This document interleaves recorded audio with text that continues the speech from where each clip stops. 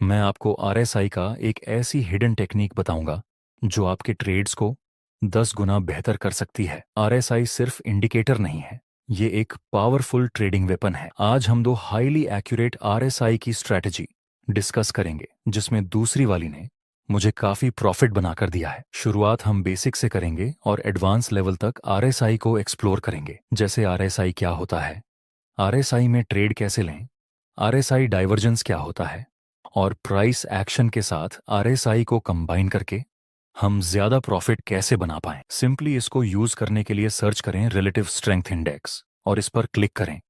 फिर आरएसआई आपके ग्राफ में प्लॉट हो जाएगा। इसमें मेन 3 इंपॉर्टेंट लेवल्स होते हैं, 30, 50 और 70। जब प्राइस 30 के नीचे होता है तो इसका मतलब है स्टॉक अभी सस्ता है या ओवरसोल्ड है, और जब प्राइस 70 के ऊपर होता है तो इसका मतलब है स्टॉक अभी महंगा है या ओवरबॉट है। आइए पहले स्टैंडर्ड स्ट्रैटेजी के बारे में डिस्कस करते हैं। इस स्ट्रैटेजी में लोग क्या करते हैं कि जब आरएसआई 30 के नीचे होता है तब वे सस्ता स्टॉक समझ के खरीद लेते हैं, और जब प्राइस 70 के ऊपर हो तब स्टॉक महंगा समझ के बेच देते हैं। जैसे यहाँ आरएसआई 30 के नीचे था तो ये एक बाय करने का सिग्नल हुआ और प्राइस ने ऊपर की तरफ मूवमेंट दिया भी, और यहाँ आरएसआई 70 के ऊपर था तो ये सेल करने का सिग्नल हुआ और प्राइस ने नीचे की तरफ मूवमेंट दिया भी। लेकिन ये स्टैंडर्ड स्ट्रैटेजी है, जिस वजह से इसमें हमें फेक सिग्नल मिलने का रिस्क भी ज्यादा रहता है। आप देख सकते हैं यहाँ आरएसआई 30 के नीचे था, तो अगर हम सिर्फ आरएसआई को देखकर खरीदते तो यहाँ हमारा स्टॉप लॉस हिट हो जाता, और यहाँ आरएसआई 70 के ऊपर था और सिर्फ इसको देख के हम बेचते तो भी हमारा स्टॉप लॉस हिट हो जाता। ऐसे फेक सिग्नल को अवॉइड करने के लिए आपको आरएसआई डिवर्जेंस का यूज करना चाहिए। एक जरूरी बात, अगर आप चार्ट्स पर मल्टीपल इंडिकेटर्स का उपयोग करते हैं या एक साथ 4-5 चार्ट्स देखते हैं तो आपके पास ट्रेडिंग व्यू का प्रीमियम प्लान होना जरूरी होता है। इसका कॉस्ट 12,000 रुपये पर ईयर है।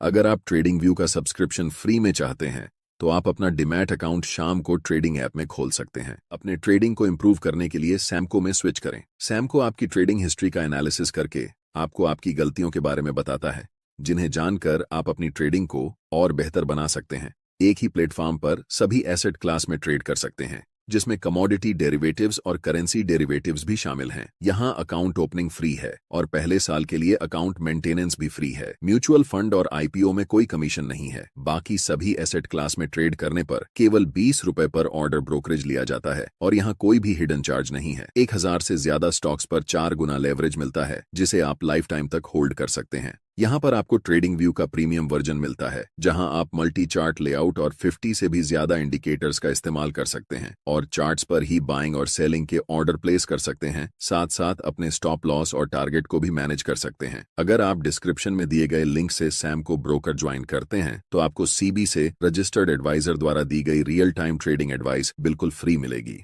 दोस्तों, 3 अलग अलग टाइप्स के डाइवर्जेंस होते हैं और लास्ट में मैं आपको ये भी बताऊंगा कि इन तीनों में से कौन सा डाइवर्जेंस स्ट्रांग है। ए, जब price lower low and lower high के स्ट्रक्चर में नीचे आता है, लेकिन RSI higher high and higher low के स्ट्रक्चर में ऊपर की तरफ मूव करता है, तो इसको हम आरएसआई बुलिश डिवर्जेंस बोलते हैं। उसी तरह जब price higher high and higher low की फॉर्मेशन में ऊपर की तरफ मूव करती है, लेकिन RSI lower low and lower high की फॉर्मेशन बनाता है, तो ऐसे डाइवर्जेंस को हम बेरिश डाइवर्जेंस बोलते हैं। बी, दूसरा डाइवर्जेंस है जब मार्केट नीचे आ रहा होता है और नया लो नहीं बना पाता पर डबल बॉटम बनाता है और नीचे आरएसआई भी higher high and higher low की फॉर्मेशन बनाने लगता है। ये एक बुलिश डाइवर्जेंस है, लेकिन स्ट्रॉन्ग बुलिश डाइवर्जेंस है। ये स्ट्रॉन्ग बुलिश डाइवर्जेंस क्यों है, इसका लॉजिक मैं आगे बताऊंगा। जब market higher high and higher low के स्ट्रक्चर में ऊपर की तरफ मूव करता है और नया हाई नहीं बना पाता पर डबल टॉप बनता है और नीचे RSI lower low and lower high के स्ट्रक्चर में नीचे गिरने लगता है, तो ऐसे डाइवर्जेंस को हम स्ट्रॉन्ग बेरिश डाइवर्जेंस बोलते हैं। सी, तीसरा डाइवर्जेंस है कि जब प्राइस नीचे आती है लेकिन आरएसआई डबल बॉटम बनाता है या फिर आरएसआई फ्लैट हो जाता है। ये भी एक बुलिश डाइवर्जेंस है, लेकिन ऐसे डाइवर्जेंस हमारे कोई काम का नहीं। ऐसे ही प्राइस अप ट्रेंड में मूवमेंट करती है पर आरएसआई फ्लैट हो जाता है या डबल टॉप बनाता है। ये भी एक बेरिश डाइवर्जेंस है, लेकिन इसको भी हमें इग्नोर कर देना है। सी, डाइवर्जेंस को हमें इग्नोर करना है। बी, डाइवर्जेंस स्ट्रांग है, क्योंकि यहां देखिए मार्केट नीचे नया लो नहीं बना पा रहा। अगर यहां सेलर्स सेल करने में ज्यादा इंटरेस्टेड होते तो हमें नया लो दिखने को मिलता, लेकिन ऐसा नहीं हुआ, जिस वजह से हम बोल सकते हैं कि यहां सेलर्स कमजोर हो रहे हैं और नीचे आरएसआई भी बुलिश डाइवर्जेंस शो कर रहा है। यहां हमें प्राइस में और आरएसआई में दोनों में सेम सिग्नल मिला सेलर्स की वीकनेस का, इसलिए ये एक स्ट्रॉन्ग बुलिश डाइवर्जेंस है। डाइवर्जेंस नॉर्मल है क्योंकि अभी ये प्राइस तो नीचे मूव कर रही है। प्राइस में हमें कोई भी ऐसा सिग्नल नहीं मिला कि सेलर्स कमजोर हो रहे हैं। यहां सिर्फ और सिर्फ आरएसआई में ही सिग्नल मिल रहा है बुलिश डाइवर्जेंस का, इसलिए ये डाइवर्जेंस नॉर्मल है। और सी डाइवर्जेंस में तो प्राइस में भी कोई डाइवर्जेंस नहीं मिलता और आरएसआई भी सिर्फ फ्लैट है, इसलिए ऐसे डाइवर्जेंस को हमें इग्नोर कर देना है। अगर आप बिगिनर्स हैं तो शुरुआत में ये सब डाइवर्जेंस ड्रॉ करने में आपको बहुत ज्यादा तकलीफ आ सकती है, लेकिन इसका सोल्यूशन है मेरे पास। आप सिर्फ एक क्लिक करके सारे डाइवर्जेंस को ऑटोमेटिक प्लॉट कर सकते हैं, जिसके बारे में मैं आगे बताऊंगा। आइए अब समझते हैं इस डाइवर्जेंस स्ट्रेटजी का यूज करके हम ट्रेड कैसे करें और कैसे प्रॉफिट बना पाएं। स्टॉक मार्केट में एक बहुत पुरानी कहावत है कि भाव ही भगवान है। कोई भी इंडिकेटर हो, उसको हमें सिर्फ एक्स्ट्रा कॉन्फर्मेशन के लिए यूज करना है। सिर्फ इंडिकेटर के बेस पर हमें कोई ट्रेड नहीं लेना है। आप देख सकते हैं मार्केट अभी lower low and lower high के स्ट्रक्चर में नीचे आ रहा है। नेक्स्ट प्राइस नया लो नहीं बना पाता और डबल बॉटम की फॉर्मेशन बनाता है, जो कि एक बुलिश पैटर्न है। अगर हम आरएसआई को देखें तो उसने भी हमें बुलिश डाइवर्जेंस शो हो रहा है। अभी इस लेवल ने यहां रेजिस्टेंस का काम किया था, वहीं आगे जाके सपोर्ट का काम करेगा। ब्रेकआउट देने के बाद प्राइस रिटेस्ट के लिए आता है। ऊपर से बुलिश और कॉन्फर्मेशन कैंडल की फॉर्मेशन मिली। प्राइस में हमें सेलर्स की कमजोरी दिखाई दे रही है और आरएसआई में भी बुलिश डाइवर्जेंस मिला। इस वक्त प्राइस और आरएसआई दोनों सेम सिग्नल दे रहे हैं। अब हम इसमें बाय में एंट्री कर सकते हैं। स्टॉप लॉस इस बुलिश कैंडल के लो से थोड़ा नीचे और प्रॉफिट टारगेट रखेंगे 1 से 2 या फिर नजदीकी रेजिस्टेंस के पास। आपको क्या लगता है हमारा प्रॉफिट टारगेट हिट हो जाएगा?